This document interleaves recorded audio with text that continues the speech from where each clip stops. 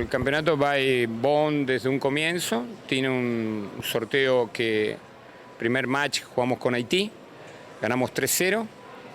Después tenemos un día de descanso, jugamos contra Antigua y Barbuda, ganamos 2-1 ahí, un equipo duro, fue un partido duro, ganamos 3 sets los puntos definitorios.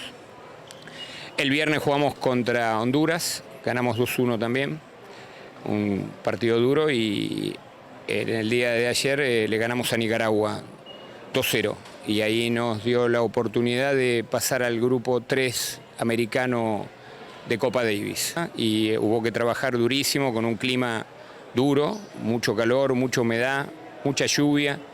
Eso hace que se ponga más caliente el clima, así que fue muy duro para todos. Sí, fue durísimo. Igual, el campeonato vai hopi bom, nós ganhamos turnos ganham.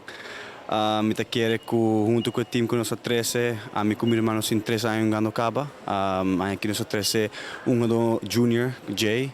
E é bom que ela bem conosco para o WAC com incompetência tá para por get motivar para próximo ano para bem anto me querer aqui lo hisa tá na Aruba hopi alto para sobra é um jogador jovem na WAC nós tem hopi chance para sair campeão que na Centro-América e Caribe anto se tá motivar um jogador para seguir portar nos mais torneio na Aruba anto sim é um logro hopi grande importante.